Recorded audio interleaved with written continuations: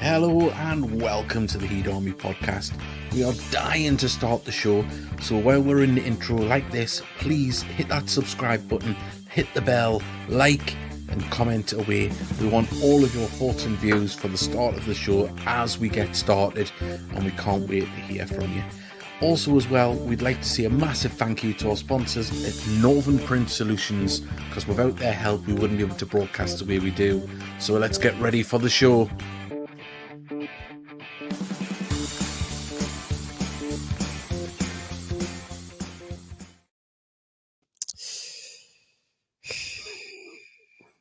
What a week, eh? What a week. Let's just have a round guess. How many times do you think F5's been hit on keyboards and screens pulled down to refresh this week?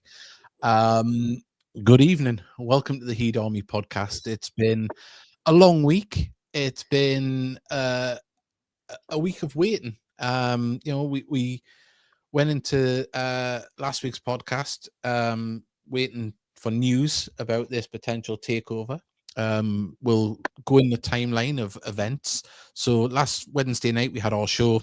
We talked about the potential of this takeover because there was rumours and things written online. Fast forward to a week ago, a week last Thursday, there was the Gated Soul meeting where Bernard McWilliams spoke to the Gated Soul and other Gated fans there to say that the takeover was imminent.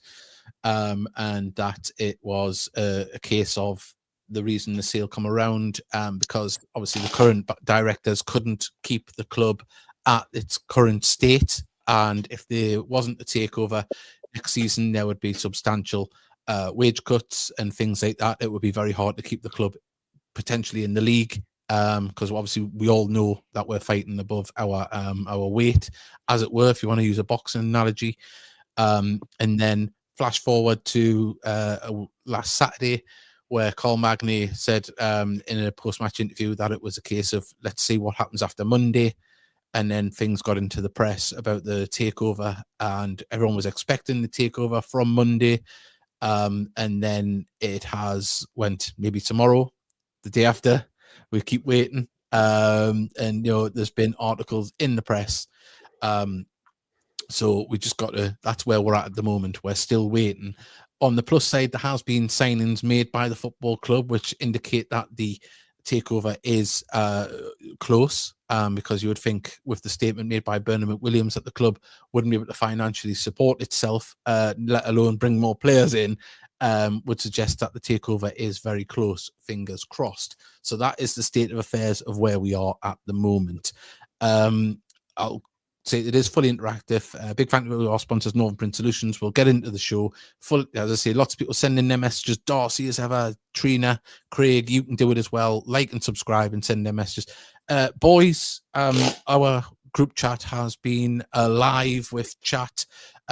Davy Steele, obviously you're back on the island, as people might be able to notice by your background, and you're obviously hard at work up there. And me and Mickey have been having great conversations on WhatsApp, but I'll let you tell the story of what you thought was happening. So Monday morning, obviously woke like everyone else with anticipation that something was going to happen. Obviously, I was busy most of the morning out in the island doing various bits. got back in about midday. Looked at me phone, the WhatsApp messages. Saw our group chat had 47 messages. I was like, here we go. The boys are telling us it's all happening. Clicked on, exciting. Oh no, it's just Mickey and Davey talking about 1980s films. Great. It was quite a good conversation, to be honest. But Mickey, a long week, a lot of anticipation, a lot of hope and anxiety, I think, as well as a word, because I've been anxious. Keep looking, wondering. Even if it goes through, you're still going to be anxious because our fingers have been burnt with previous takeovers and things, and you just want it all go smoothly. Exactly. I mean, you think you keep hearing it Monday, but they didn't tell you which Monday. To be honest, it's grinding on. It's grinding on. I'm hoping it's grinding on for the good.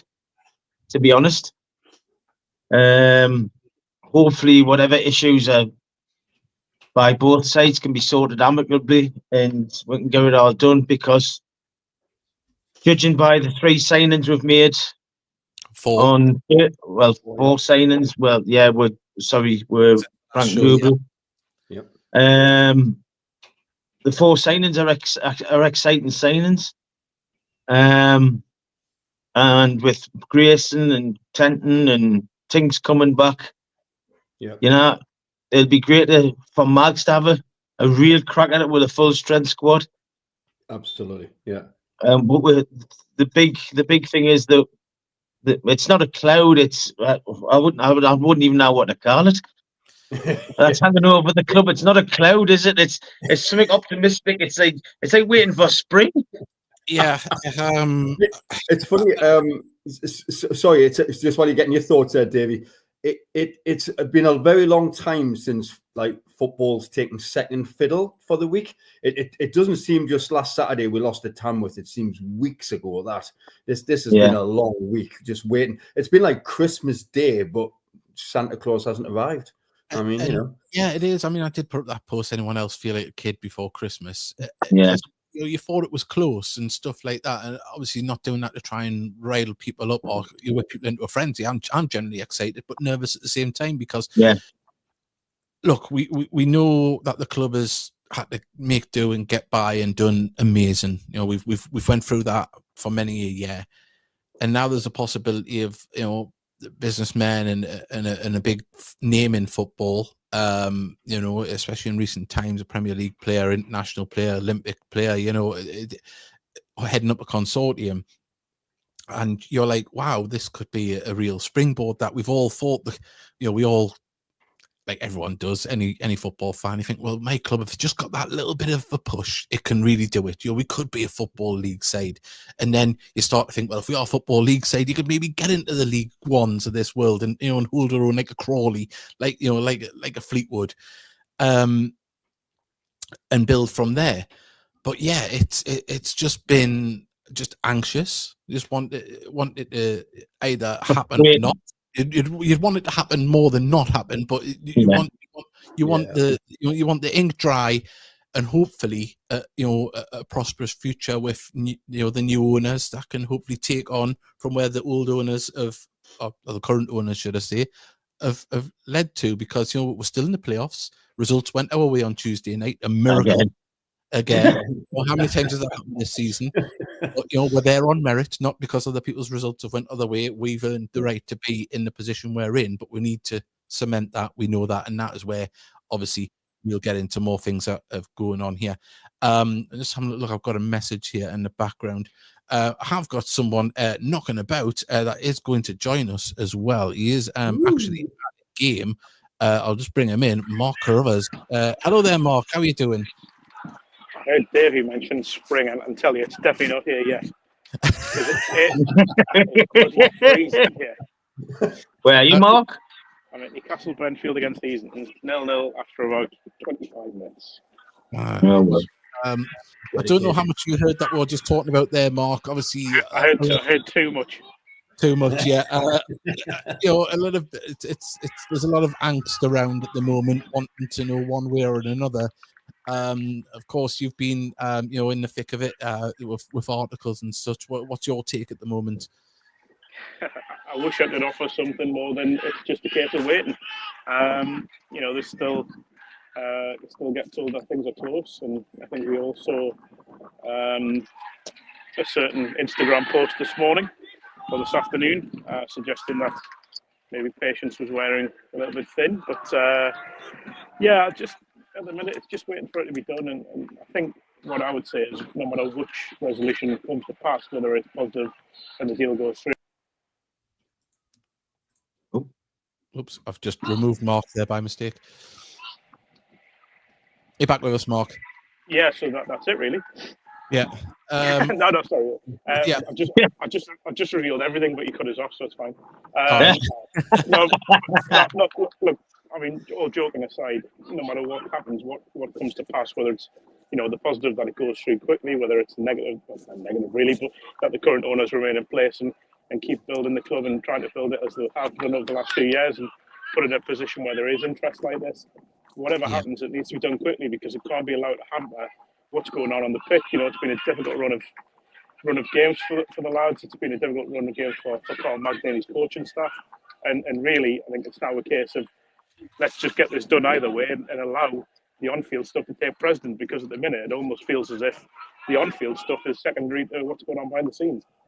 Yeah. Definitely. Obviously, there has been arrivals into the playing staff. We've got Tim Akinola has come in, Brayden Johnson, Ethan Robson, and of course on Saturday we had Frank Newell who joined the ranks. The squad has been very much bolstered, and with the likes of Clinton and Joe Grayson on their way back, I hazard a guess that the starting lineup and bench could be quite strong on Saturday. Yeah, I mean, look, this is what's been needed, hasn't it? I mean, I know Mags and his coaching staff have had a lot of stick recently. Look, they're working with the skeleton squad at the moment, and they need players back. They needed to be boosted. They need the squad boosted. That's happening now, and I'm not going to say there's no excuses, because that's not for tomorrow. You know, this is arguably, well, not even arguably, it is the hardest game of the season. Going away to side that will become champions of the National League, that I think will do very well in League Two next season once they go up. It's a tough game, so no matter what happens tomorrow, it's probably a case of focused on what's beyond that. And look, still in the playoffs, still got a very talented squad. We know that. I still think, and I've had this conversation with you, Davey, that I think looking, you know, if the fully fit squad stayed available for the whole season, I don't think Gateshead would have been too far behind Barnet, if I'm being perfectly honest. And I mean that, and people might scoff at it, but I just think you look at the players that have been out for the large parts of the season, your Joe Graysons, your Kent Richardsons, obviously Greg Ollie as well. These are big players, and it's kind of saddened me a little bit to see the stick that Mags has had over recent weeks. Yeah. Because I just think the hand that he's been dealt in terms of injuries and in terms of the players that were lost in January and the kind of wait for new signs to come in, it's just been a case of getting through a really stinking period and trying to get through to the end of the season and really keep pushing until that final day, because there's still a lot to play for. They're still in the playoffs, and they've still got a very good chance of getting to the playoffs. Yeah, without a doubt. Obviously, we know a few of the players by name that have come in. Ethan Robson, of course, we know from playing locally and obviously started at Sunderland. Akinola played against us this season and last season. A very good player. But they say that the one that hasn't really, that people don't really know about, but reading between the lines, Brayden Johnson seems to be quite an exciting player. I mean, I've done some digging with some lads from the non-league paper and such, like, and a few reporters down there, and there's great excitement about him. And, he's someone who did very well at Eastbourne, and someone who I know Borough are very excited about, because I spoke to people at Borough about. So it kind of feels similar to Camel Conte, that sort of deal. A young lad from Borough coming in to try and prove himself at a good level. If he has half the impact Camel Conte had, then it'd be a very good signing. But I just think that the 4 additions this week have maybe just beefed up the squad where it needed to be, especially when you look at maybe defenders could have come in. But then when you look at the fact that Joe Grayson and Kent Richardson are now very close to being back to full fitness, you had Robbie Tinker back in the squad last week. Things just feel a lot healthier, and fingers crossed that a better run of form can be kick-started tomorrow, and if not tomorrow, then next week. It certainly will. Mickey's got something to say. Hello, Mark. I was here to ask you on here, but since I've got you on, how's your mum, mate? She's good, mate. I mentioned, I don't mind saying she's had a little spell in the hospital. Actually happened, I'll not say what happened, but happened during the commentary on which game was it, Davey? Braintree, I think? Yeah, it was Braintree, yeah. Got a message to say that she wasn't doing too well and she'd been taken in, but she got out yesterday. She's back at home and recovering, and I'll just echo what I said on social media. I had numerous people come up to me on Saturday at the game and ask if everything was okay, because I know it was said at the Soul meeting on Thursday. I was meant to host that, but it was said that I had to pull out because of sort of personal matters. And just a massive thank you. It meant the world to me and my family. I'm sorry, I was struggling to speak. I was so cold. Thanks. Thanks everyone. Thanks for asking, mate. I really appreciate it, mate. Yeah, I'm pleased to hear it, mate. I hope glad to hear she's on the mend. Yeah, that's Cheers. the most important thing. Well, Mark, we'll let you get back to Bedfield, and hopefully some goals will warm you up. But we'll see you at the next home game. I would just take a shot at the moment. That'd be nice. Yeah. But yeah, no, we'll Go and get yourself a bottle. We'll do. Cheers, lads. Cheers. See you later. Take care, Mark.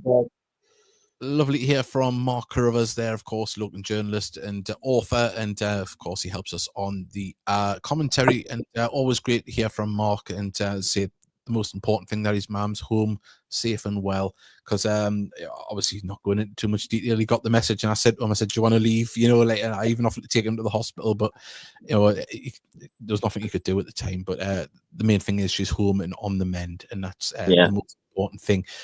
Messages are flying in. As I say, David Tron, we've got saying evening all, we've got Vanessa from the snug with extra anticipation, St. Geordie's put hello. We've got money obviously being made available for signings. Well, as I say, I did put up the there we go. That the players there. Oh, we've got Nate. We've got a preview of our guest there. We'll bring him in now. Hello, Nat. Sorry, I'm sorry. Hello, Nat. Speaking of new signings. When did you sign that? Yeah, so he's already got the strip on. So we've got the Duke here with us as well. So great to see Nat joining us on the show. We said we'd have him on, and it's great to have him with us. But we have got these players, obviously, that have come in. We mentioned them with Mark, but Will McGowan has departed today on loan for Darlow. That must have been done yesterday. And Kane Adam has left Fylde and started a new loan at Sutton United. So wish both them players all the best. Still young players, still developing, and I'm sure they'll go on and have a good end to the season. But that also frees up the loans that came in Ethan Robson and in Brayden Johnson. Brayden Johnson. I would hazard a guess there might even be one or two more players that left. I don't know if that freed up loans. So whether or not anything comes out, we'll find out. But at this moment in time, but Nat, you've been in it with us. Refreshing your phone all the time, refreshing your workstation. It's been a long week, hasn't it? Yeah, it has been a really long week. I was at the Seoul meeting last week, and we did get the impression then that the takeover was imminent, and that it was about to happen. And then we thought, okay, Friday is going to happen last Friday. Then we had the game, wasn't a great game on Saturday, and then to be frank, and then we thought Monday, this is the day, and then it wasn't, and then Tuesday. Yes, I suppose probably from the club's point of view, it went public a bit early, but they did go public with it last week, and then we thought it was imminent. I mean, I'm holding on to what you've said, the fact that we've signed these 4 new players, including Frankie, arrived last Saturday. It does mean that must be some influence of the consortium.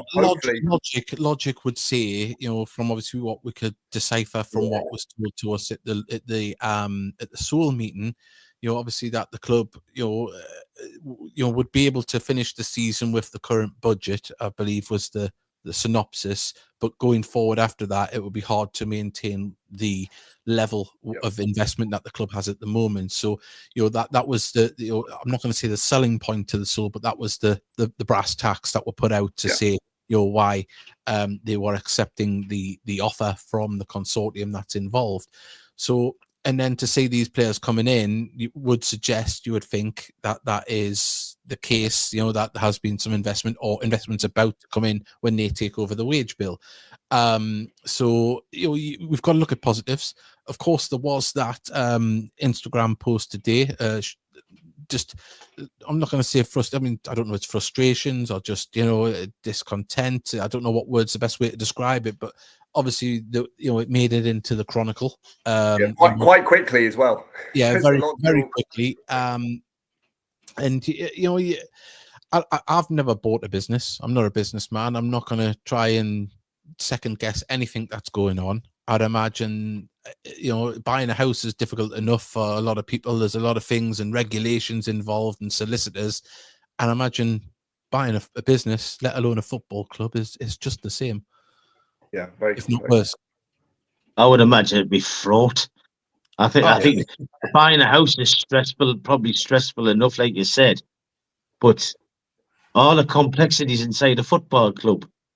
Yeah, Mhm. when you've got That must, with Gateshead, that was just bizarre. Be bizarre. Sorry, Nat. no, sorry, but also with it as well, you've got several individuals where, buying a house, you're buying it from somebody, where, a business like a football club, you've got several people involved, haven't you? But you're trying to appease and trying to please. We're not here to second guess. We don't know any of the facts, and it would be unfair on either party to, but obviously there's something amiss. I don't even know if amiss is the right word. There's a hold up. There's a hold up. That's the way, and I'm not siding with anybody or getting involved into it, but I bet it's a bit of a, we've got bored with the takeover chat now. Can we just move on and wait and see? Yeah, but of course it's news.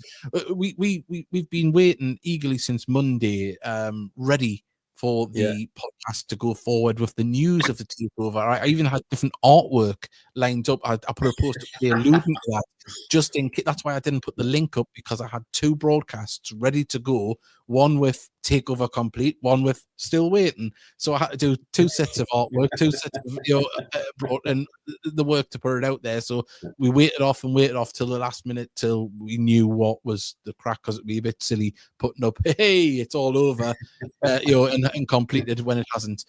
And it's, but also in other news as well, while we're all on, Louis Story has come back into the playing sphere in non-league and has joined Darlington to the end of the season. And I did see someone put a message about why didn't Louis come back and work alongside Magny? He's shouldering a big burden on his own. Well, he's the manager, and I'm not being funny. Would you want to bring in someone that you are working under to work under you? It's one of those dynamics in football where it very rarely works to have someone that was kind of the boss then playing second fiddle. Egos are at work in football. Not that I'm saying, Louis got an ego on Mags, but look, it's life, isn't it? You're not going to bring someone in that the players were talking to as the boss, not so many months ago. To be honest, maybe, can I just cut across there? Yeah. He might have come to Gateshead for talks. But remember, Louis 31. Yeah. Yeah. So whoever offers him the biggest money, I'm not saying Louis a mercenary, far from it. But at his career, they start looking at more wages than they do the long-term project, isn't it? Yeah, definitely. I mean, there's so many aspects at play. Give my love to the Puffins, David. Hoping to see them in person this season. Beverly, excellent. There we go. We're all back. They came back midweek. It certainly is. En masse, or... Yeah, en masse, and I was a bit like, well, I don't give a toss. Let's see what's going on with Gateshead. Come on, Gateshead, come on. Of course, David's bosses would not like to hear that, of course. Well, I hope we don't tune in. It's talking about eating them not long ago. No, but Nat, obviously we invited you on because we've been deep in conversation this week. Everyone's trying to find out information. Yep. You've been enjoying this season. I know you've went to a lot of away games, and you're in deep. We know that you're originally from down south. We joke on calling you the Duke with a posh voice, but you're an adopted Geordie now. Your children are Geordies. When do you get the Gateshead tattoo? I was expecting that. That's next week's project. No, it's funny, isn't it? I never thought a few years ago that what I was missing in life was Gateshead Football Club, but it was, and it's been amazing myself getting involved, and because Ruth loves it just as much as I do, if not more. Like, it's become like something we do together. It's great to take the kids to, and I've always loved football, but I've never been as passionate about a team, and I've always seen fans from afar. I wish I was that passionate, and now I am. And actually, I was just thinking about Barnet tomorrow. I think when we played Barnet at home last season, that is something which will live with me forever, because it had been a really bad start to the calendar year. We've been terrible. We'd lost lots of games. Barnet dominated us in the first half, went 1-0 ahead. Kane Dong came on, scored an absolutely fantastic goal. And then Luke Hannon scored a brilliant volley. And then we hung on while they sort of hit the post several times. And it was like an amazing day that will stick with me forever. And I'm saying, so the memories like that have made Gateshead special. We went down to the FA Trophy in May, which was fantastic. And it's become a big part of our life. Which is lovely, because, I mean, obviously that's what the podcast, that's why we like to have new fans and old fans on as well. It's a family. That's what we want to do. We want to keep it that way. You know, I don't want to hop back to the takeover, but if it does, we want to bring the new owners in, the consortium, to be part of this. Absolutely. Hopefully they're going to buy into the ethos of what the fans are try and do here at the club. Yes, we might be little in numbers at the moment, but we're always trying to build to bring more in. We've got lots of messages coming in. What's your thoughts on the drum last Saturday? Yes, it was a drum. That's all I can say. I've never been a big fan. Nat, what's your thoughts on the drum? I like when the fans try and build an atmosphere, and I think that when fans are trying to kind of like get behind the team that way, it's really welcoming. And obviously we've got a small fan base, so we need to make a lot of noise. Although interesting, the away games I've been to this season, invariably we've been louder than the home opposition. I felt when we went to Oldham fans are so upset they're still in the National League that they're still kind of get used to it. They're still I'm glad it's not just me. Who's noticed that? Yeah, and we went to Ebbsfleet. The Ebbsfleet stewards told us outside the ground. They said, "Oh, we're going to lose this game," and they did. Wow. And Solihull were really quiet, and I think we outsung York as well. We went to York, so I think we're good. We're good away fans, but we need more atmosphere in the stadium. But by the way, Nat, do you talk about the love of Gates, and also there's a part of it where it's because like everybody. You're sort of walking the ground, and you know. Oh, it's amazing. I mean, away games obviously more so because it's the same. Let's be honest, it's the same bunch go each time. But it's so nice. It's refreshing, isn't it? All walks of life. You just meet people and you know them and chat to them. It's great. And that's what we try and push on the podcast. We want like for just prime example, having yourself on. It's it's a privilege. Yeah. It's a community, and I think because I came from down south. I'm not from Newcastle. Funny you could tell that. Yeah. Would never guess with that accent, mate. Yeah. I thought you were pure. Davey, you should have had subtitles on for him, shouldn't you? I think he needs a top hat. A friend of mine, Sid, said that I needed subtitles tonight for the. But I think because I know Gateshead. I'm not from Newcastle. Like, this is my community, my home, and I love the fact that it's a place which the community can unite around. And we go to church just opposite the stadium. Lots of people from our church now come to the games as well, and that's been a great part of our community. And you can get to sort of meet the players and meet the fans. Oh, it's fantastic. And Ruth thinks the same. And I love spending the whole week thinking about the game. Yeah. then the next week trying to forget about it. Then spending Sunday pretending I don't. And then on the Sundays you repented his sins. We've just appointed a new assistant minister at our church, and I've convinced him to come along to the Dagenham game on one of his first weeks up here. He's quite into football. Let's hope he's a good look. Obviously, it's been a week of speculation and a lot of guesswork, a lot of things put out there. People trying to be on Twitter, trying to be the newsbreaker, and this is happening, that's happening.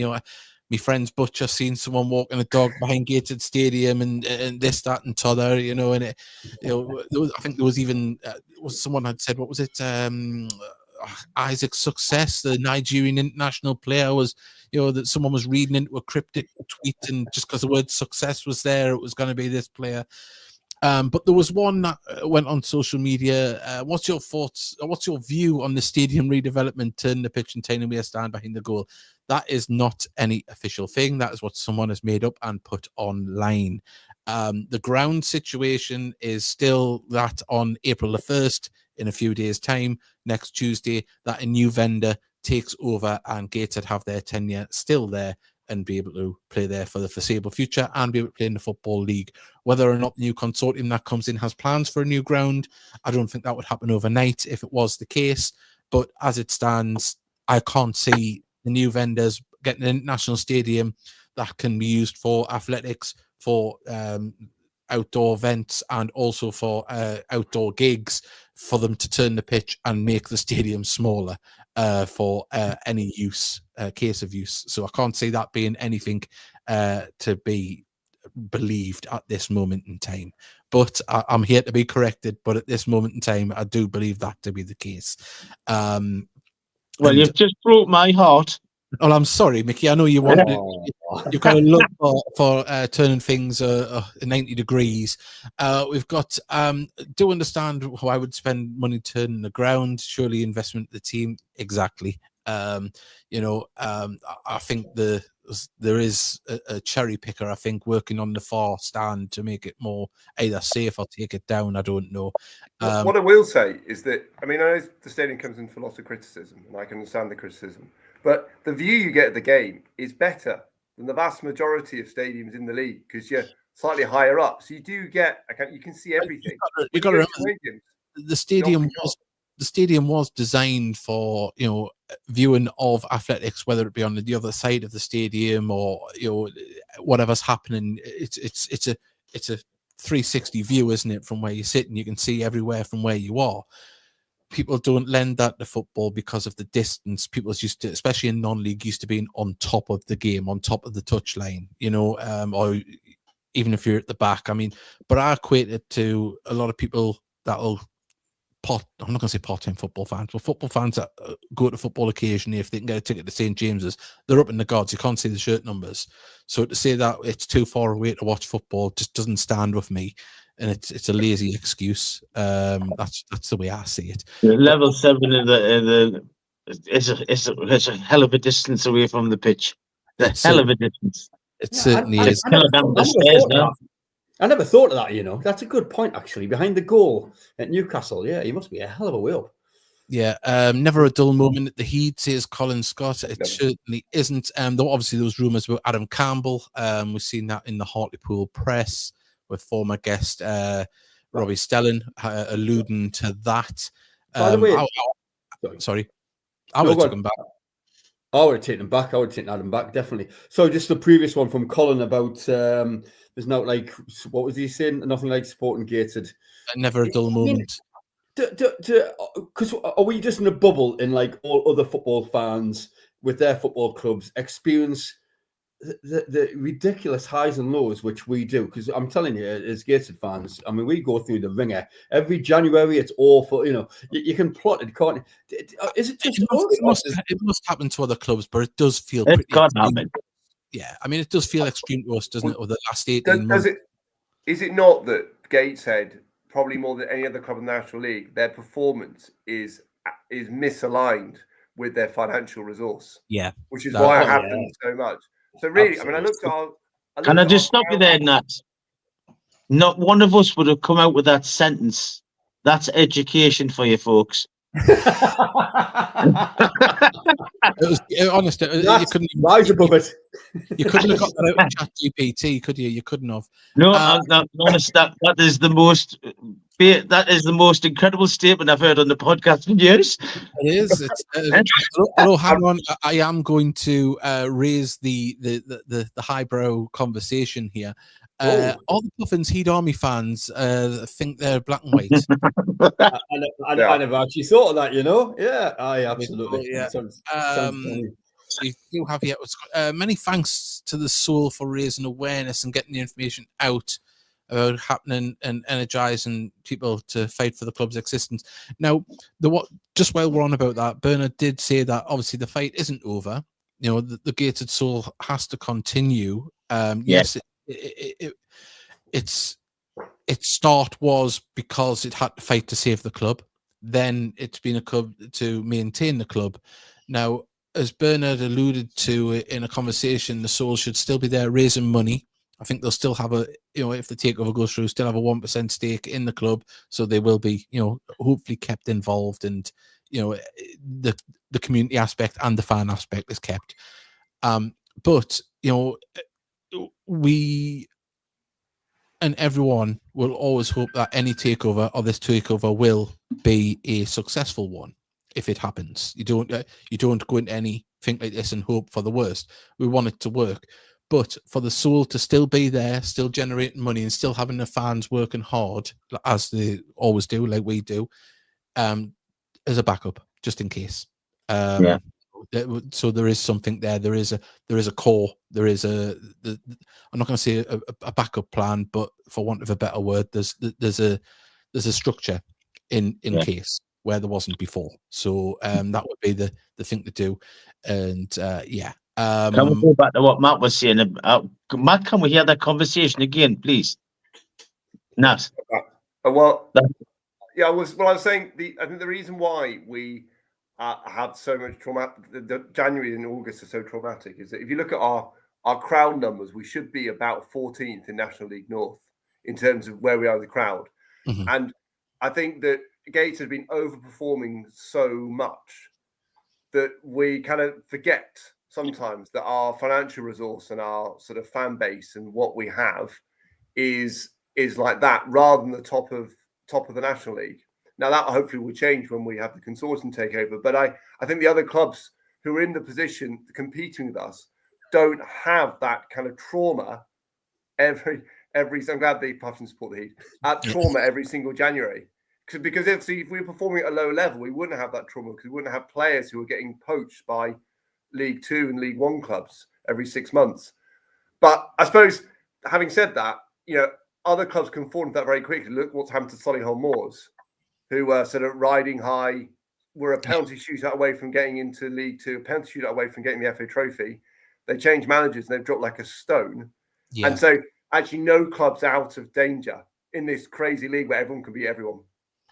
It is. It's fine margins, isn't it? And I think at this level, you whiskers away from being in the Football League or down to the National League South, in a season. Boreham Wood is another example of that, who nearly went up a few years ago. Yeah. Well, weren't we talking about it the other day, Davey, where I was saying that in the league at the minute, the people in mid-table are either riding just on the edge of the coattails of the playoffs, and from like 14th are riding on the relegation playoffs. So there's no difference between. So like yesterday, deadline day, you were thinking if there's someone comfortably safe in mid-table, you could be saying, "Oh, we'll go to them, and they're safe. We can maybe negotiate a deal for one of them players." But you got to them, and there was practically they wanted to negotiate. Well, really, was it? Because they're either in a relegation scrap or a playoff chase. The best example is Boston.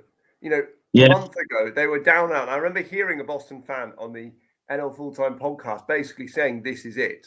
Like the quote was, "We'd have to have playoff form to get anywhere close to being safe." And they've done that.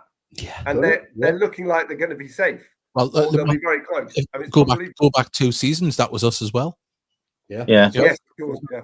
We were down a note. Yeah, ended up flying.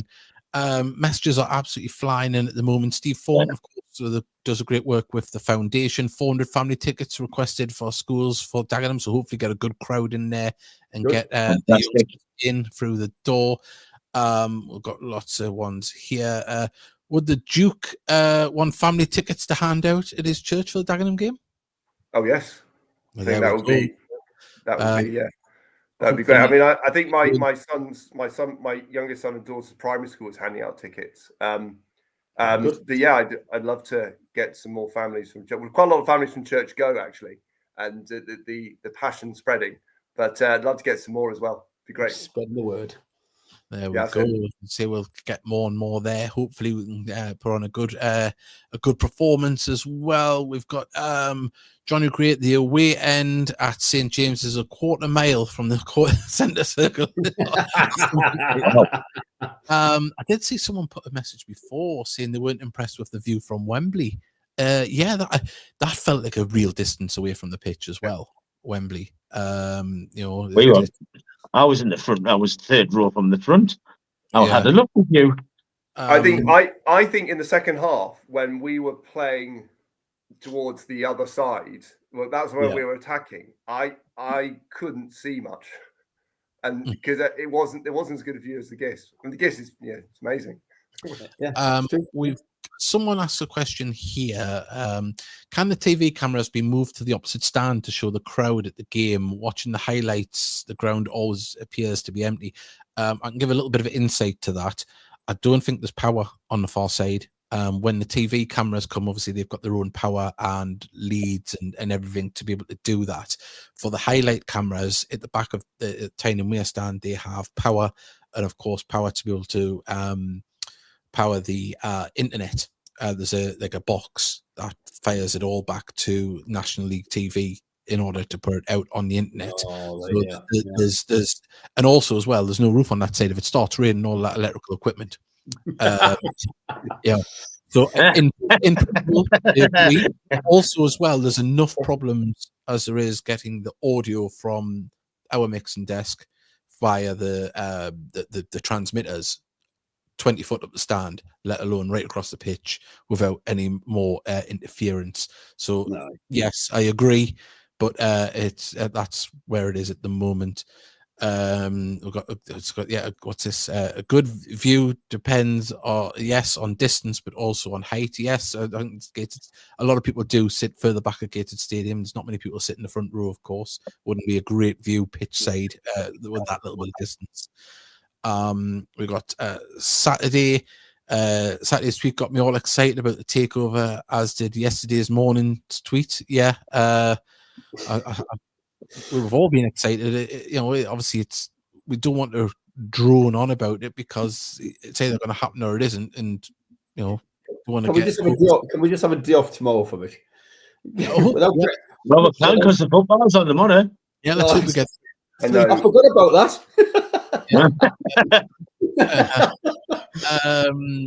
Say 1 second. We've got a match in Barnet. Oh God. Yeah. Dear. We've got a nice message here. They've put, I can't praise the commentary enough. Rarely miss a game, but if I'm away, commentary is BBC level, much better than most. Well, thank you very much. I would concur with that. I think having seen lots on National League TV and things. I mean, I think you're great at being balanced as well, Davey. I know that you get found out you don't tell the truth, because if people are just listening via audio and you're describing, Gator playing like Brazil and they're playing more like Basildon on a Sunday morning, it's you're going to get found out as a liar. And then someone's put, fair comment, never considered the power requirements. To be honest, now, Davey's very modest, because I have been, and he'll back us up, Davey, got to still back us up on us. How long have I been saying this to you? Too. But I'd rather you say I'm good looking. But your mother thinks you're gorgeous. Am I gorgeous, pet? She nodded, but I don't believe it. Agree about the commentary. Listen to the those that cover away, and I can't find one. And 9, I can't touch Davy and Co. I think the funniest one was when we played away at Oldham. It was 1-1 in August, and we were by far the better team in the first half. They were better in the second half, but we nearly nicked it at the end. And their commentary was so appalled that they were, I think, both playing Gateshead and Oldham were better all the way through. And it wasn't true. And actually, it wasn't actually a reflective game. Yeah, little Gated. Little story. The commentary team for Oldham, the older gentleman has been doing it for, I believe, nearly 70 years. He's quite the age. He's been doing it since the 60s. Lovely man, very bitter when it comes to his opinions on football. It's very one-sided, rose-tinted glasses.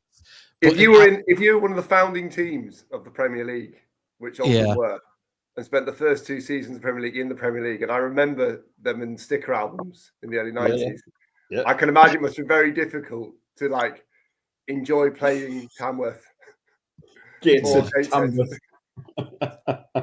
I find it hilarious. And when they lose to them, I mean, I know we lost to Tamworth, Maiden and Braintree, but that happens with Gateshead. But when these big teams, the likes of Oldham's and all that, and Yorks, when they get beat off these teams like that, and Hartlepool, they're gone absolutely berserk. Yeah. And it's so funny. It is funny. It is funny. But apparently the lower view was great when we played Macclesfield when the benches had to be moved. Of course, that was a very windy day, wasn't it? They nearly hit when they flipped over. Oh, yeah. We've just missed the ball, girl, isn't it? Is the Zone showing 3 p.m. games now, or have I got it wrong? They do show them for the other country. So they, there is things called VPNs, I believe. If you said it to Switzerland, anyway, we've got totally agree with Nat's comments about Gateshead being a community. Definitely gets the hooks in you. It does. It's and I think it's really friendly, and that friendliness, which you don't see at some other football grounds, it's so welcoming and friendly, and I think it's a truly inclusive atmosphere as well. That everyone is welcome, and I don't think you see. I mean, football's had a reputation in the past of not being a community where everyone is welcome, and I think that Gateshead is, and that's something that's very, very special for the club. And that's probably explained why we've had 400 family tickets. The 2 lads will probably agree with us here. We've been following Gateshead for more years than we like to admit. But we are starting to see people from all different cultures be at the games now. It is multicultural, and it's lovely to see, because for a long time it wasn't. We're seeing families, as you say, and it's heartwarming to look across the stand now and see people you don't know. Because we mentioned we see people that we know, and you can talk to people and get to know people. But it's nice to see new faces coming in as well, because it's all well and good having that little tight community, but it needs to grow. Otherwise, we'll stagnate. So and at the moment, that's a great opportunity for Gateshead, because you'll have people living in Gateshead, come from other countries to study or work, and they haven't got a connection to Newcastle. They haven't been Newcastle United fans who are Gateshead fans in their spare time. They've moved to Gateshead, and this is an opportunity, and it's a club that's accessible. You can go and see a game. You can't get tickets to St James's Park for love nor money, and it's very expensive. And so it is a fantastic opportunity, especially as Gateshead itself gets more and more diverse and new communities move in. And we've seen that actually, to people coming to the game from our church, and I think that's a fantastic thing the club can tap into. Good point, Matt. Good point.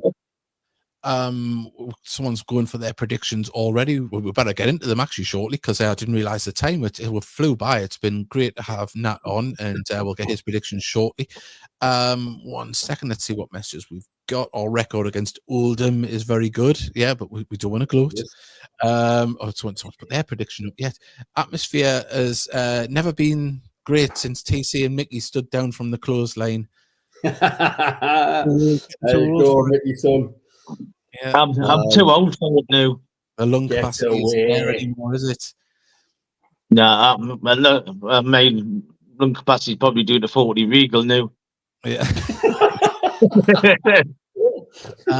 Well, I tell you what, we have, as I say, I'll put this back up on the screen here. I'll go through to, obviously, there's the prediction league. It has changed, and Davy Steele has been up the league. He's enjoying it with me, but that pesky St. Geordie has pulled away with a 4-point gap at the top. What?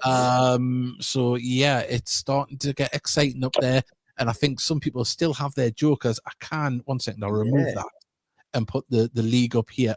Wrong league. There's quite a few jokers to be played, isn't there? Yeah. Is it that one? I think I've got 1 joker left. Yeah. So, well, Craig has 3 jokers. Wow. And he's Davey, that's an old table. Look. That's an old table. What am I doing? I've picked up the wrong one. What have I done? Hey, I want some glory. Yeah, don't worry, I'll get you in there. Don't worry. It's I don't even know why I'm above you. It's not even alphabetical. When you're having that little waffle on, I'll have a little chat in that. Nat, what's been your favourite game so far? My favourite game.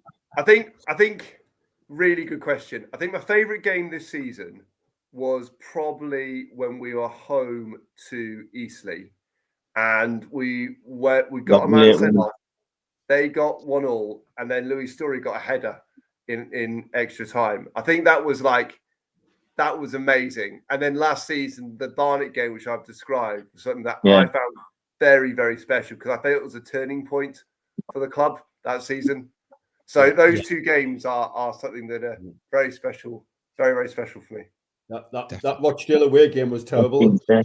Yeah, probably the worst. Oh my goodness! Oh, Steely, we were there. It was dreadful, and we thought we'd get a draw as well because we were holding on, but we didn't. We didn't even. Did we have a shot?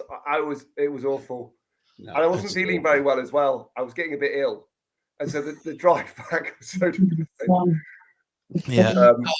Right. We've got the prediction league here properly now. So Steely is in second place on 33 with me. Hedonist.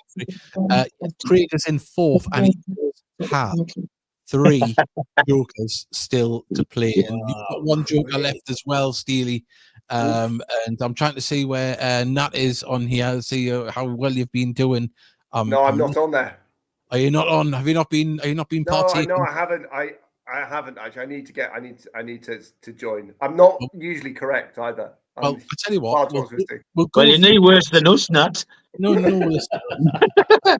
I don't even know how I've been up that high the table for one lucky guess early in the season, and I haven't been able to get down off the top. But people are starting to send them in. Remember the Barnet predictions. Get them in now, and we'll do it. But we'll start with our guest, Nat. What's your prediction for Saturday? I mean, this is the hugely optimistic. I think we could get a good point. I think a 1-1 draw, which sounds a bit of a boring prediction, I think it will be great for us at this stage. I'm gonna be a rule breaker for you, right? You get 3 jokers. I'm gonna allow you to play all 3 of your jokers if you want to get yourself up that league. Okay. I can get you right up the top. That. Okay. I think it'll be a 1-1 draw. I think we'll go ahead, and I think that they'll then score, and we'll hang on for dear life for about 60 minutes. And we're really pleased we can go into Dagenham next week with a sense of optimism.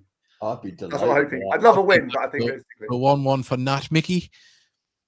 Well, if that comes off, Nat, I'm going to give you a kiss. It's as simple as that. You're not. You're going to need.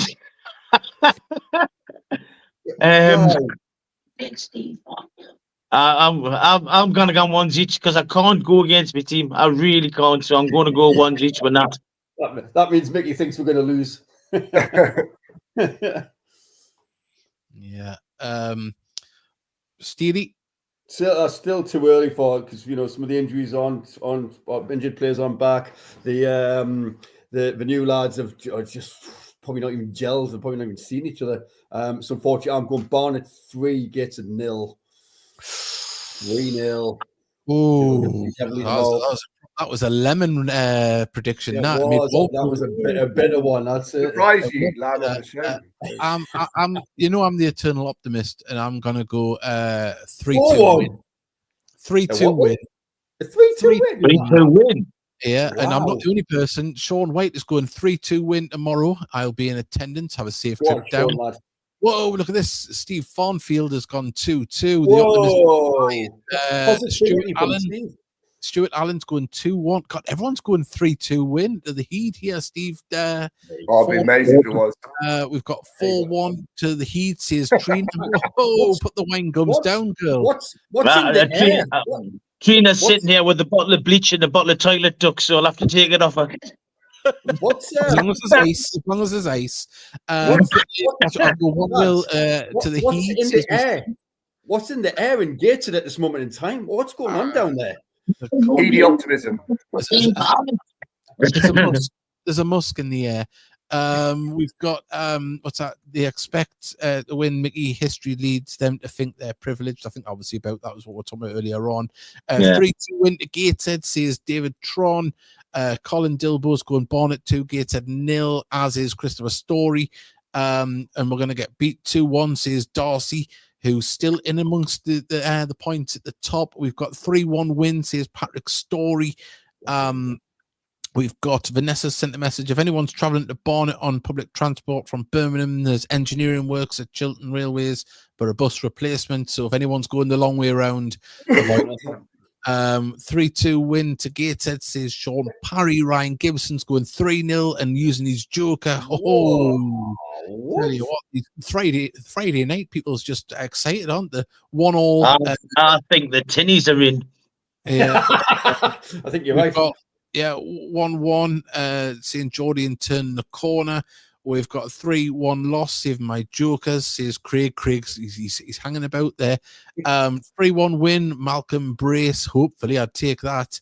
And we've got Johnny is going 2-2, and Emmy says 2-1. Of course, the wonderful Johnny Gray, who does our prediction league for us. You can get yours in now. We've got about 5 minutes left. Any other business, of course. We're all still eternally hopeful that we get some news on this takeover one way or the other. And hopefully, we can be sitting here next riding the wave of optimism rather than the sea of discontent at the minute. Well, it was great because on Sunday I got to see the lasses win. Well, tell us about that. Come on. Oh, wow. They played really well. Washington were 5th and they've climbed with the relegation zone by winning. Amazing. Got a bit feisty, and I mean really feisty. And what a game to watch, and well played to the lasses because they are really, really hard. I tried to pick a player of the match, and none of us could agree on a player of the match because it was a proper team performance, and some of the goals were scored. Absolutely brilliant, and long may it continue. Hopefully, the ladies stay with a takeover. I hope so. I really, really hope so as well.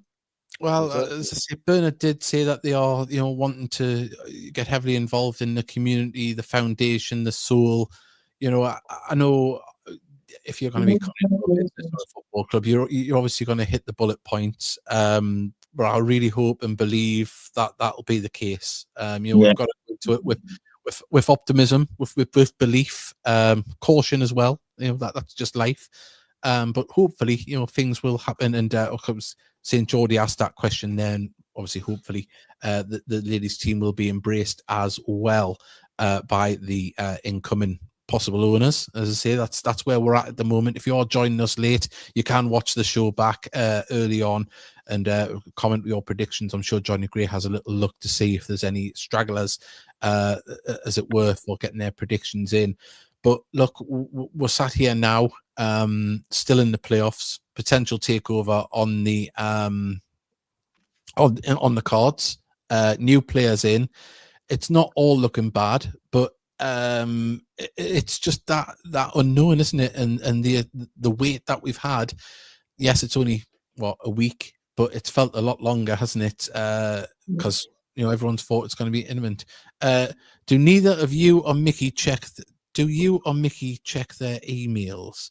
I don't know if we've been sent an email by Steve. I'll have a little look here. Oh yes, I have got one here. We've got one here. It's Stephen's birthday on Sunday. Steve who? Steve Farnfield. Farnfield. Officially a pensioner as of then. Wow. So there we go. Does that mean he gets a new pair of underpants? I don't know. Do pensioners get new underpants? I don't know. Stephen's birthday. Happy birthday, Stephen. Happy birthday to you. Happy birthday, Stephen. Happy birthday to you. There we go. A bit of poetry there instead of a song. He's getting annual bath. Yeah, you're more of a beat poet there, Mickey. As I say, you're like Charles Carroll there. More like, you mean someone would rather beat us than listen to me poetry? I've probably got that wrong. Is it Charles Kerouac? Or what was the first name of that? Author? We're looking at you. Yep. I'm not expert on kind of like sort of 50s, 60s beat poetry. Yeah. So, ask me a question. You disappoint me, Nat. You're never coming on again. I thought that was your forte. Ask me a question about any battle in World War II, or something about history. I could talk for hours, but That particular part of the history is not Jack my area. Kerouac. Jack Kerouac, wasn't it? Jack Kerouac. I'm sure that's what. Yeah, it was. There we go. See, Johnny Gray, another man of culture, has put it in there. And so, yeah. I thought a Kerouac was one of them chocolate bars.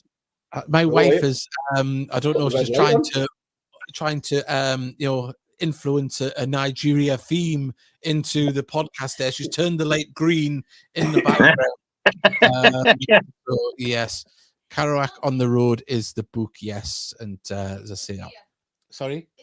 It's Sophia changing the light, so she's probably happy as a she's changed that one to green as well. There we go. Well, let's hope that's an omen of a possible takeover. But as it stands, we've had a good show. Thank you. Sorry, we kept putting it off because we didn't want to do a show on Monday to have one on Tuesday where it was everything had been said apart from the takeover and just us going we want to have a bit more substance to it. But thank you to Mark as well for joining us. Obviously he was working at the Benfield game there against was it Easington, I think he said it was. But Nat, thank you for joining us as well. It's been a pleasure to have you on. We'll get you on again. We'll get Ruth on as well. Oh, she'd love to come on again. It's been a privilege to be on. It's a fantastic club, and it's been a privilege supporting them the last 2 seasons and getting to know you folk. And long may it continue. So thank you so much. No, thank you for coming on, boys. Thank you very much.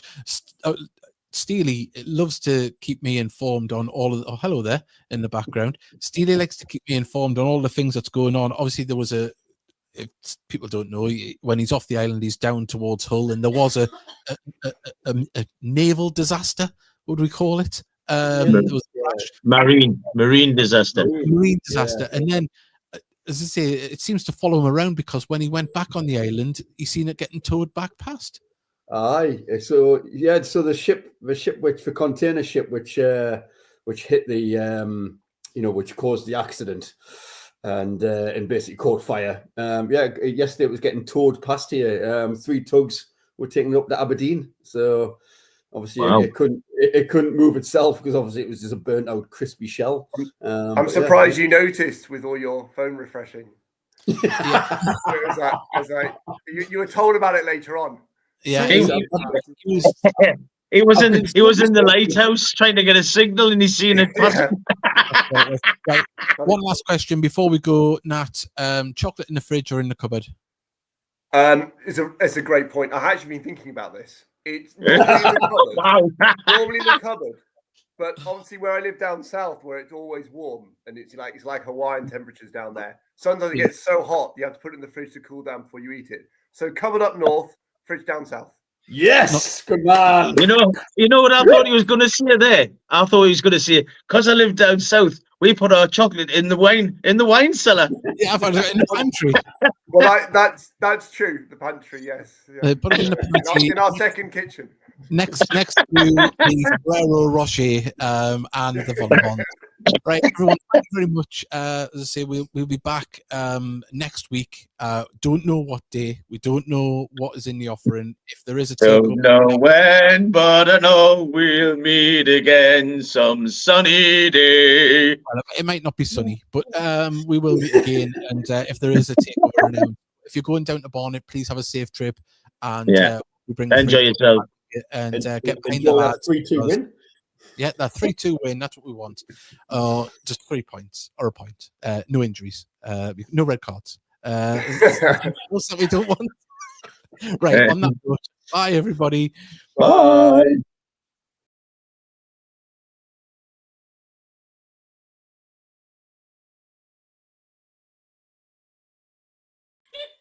Bye.